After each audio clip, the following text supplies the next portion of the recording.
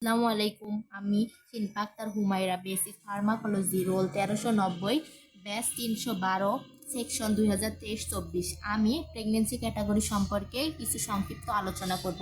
Pregnancy category: গর্ভাবস্থায় ভ্রূণের বৃদ্ধি ও বিকাশে এবং গর্ভ পরবর্তী নবজাতকের উপর বিভিন্ন ড্রাগসের প্রভাবের উপর ভিত্তি করে গর্ভাবস্থায় ও গর্ভ পরিবর্তিত সময়ে ব্যবহৃত সকল ড্রাগসকে ক্যাটাগরি অনুযায়ী বিভক্ত ভাগ করা হয়। এই ক্যাটাগরিকে প্রেগনেন্সি ক্যাটাগরি বলা হয়।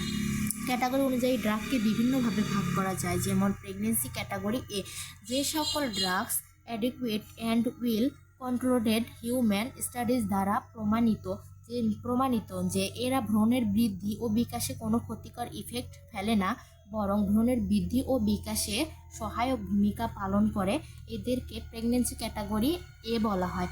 যেমন thiamine, vitamin A, vitamin B complex ETC.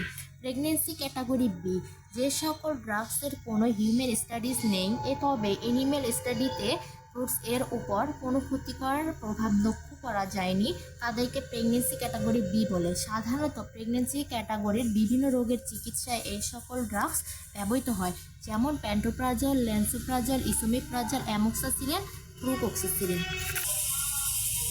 Pregnancy category C: যে সকল ড্রাগস কোনো হিউম্যান স্টাডি নেই, তবে এনিম্যাল স্টাডিতে ফ্রুটস এর উপর ক্ষতিকর প্রভাব লক্ষ্য করা যায়, তাদেরকে প্রেগনেন্সি ক্যাটাগরি সি ড্রাগস বলে। শুধুমাত্র রিস্ক বেনিফিটস এর কথা বিবেচনা করে কোনো বিশেষজ্ঞ ডাক্তার এর তত্ত্বাবধানে এই সকল ড্রাগস প্রেগনেন্সি এর সময় ব্যবহার করা যেতে পারে, যেমন albendazole, dexamethasone, ketorolac, fexofenadine, diclofenac sodium, etc. Pregnancy category D: যে সকল ড্রাগস সরাসরি হিউম্যান স্টাডিতে ফুডস এর উপর ক্ষতিকর প্রভাব বিস্তার করে বলে প্রমাণিত, তাদেরকে প্রেগনেন্সি ক্যাটাগরি ডি বলা হয়।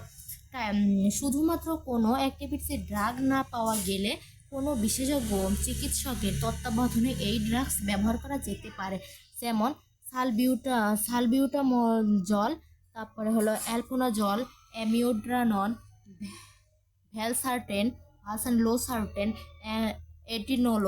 এটিনোলোন, ক্লোমিথাজিন পেন। প্রেগনেন্সি ক্যাটাগরি এক্স: যে সকল ড্রাগস ভ্রূণের উপর মারাত্মক ক্ষতিকর প্রভাব ফেলে এবং অনেকাংশ প্রেগনেন্সি টার্মিনেশন বা গর্ভপাতের সাথে জড়িত ড্রাগস, এগুলোকে প্রেগনেন্সি ক্যাটাগরি এক্স ড্রাগস বলে। যেমন মিসোপ্রোসোল, তারপরে অক্সিটোসিন, তারপরে হচ্ছে টেস্টোস্টেরন। তারপরে প্রেগনেন্সি ক্যাটাগরি এন: যে সকল ড্রাগসের কোনো এনিমেল অ্যান্ড হিউম্যান স্টাডি নেই, শুধুমাত্র চিকিৎসকের অভিজ্ঞতা ও দীর্ঘদিনের ব্যবহারের উপর ভিত্তি করে যে সকল ড্রাগস ব্যবহার করা হয়, এদেরকে প্রেগনেন্সি এন ক্যাটাগরি ড্রাগস বলা হয়। যেমন হচ্ছে ভিটামিন বি1, বি5, বি12, তারপর হচ্ছে মাল্টিভিটামিন এ, জি, গোল্ড, তারপরে হচ্ছে আয়রন প্লাস ফলিক অ্যাসিড, তারপরে হচ্ছে বিজোমেজিপাম,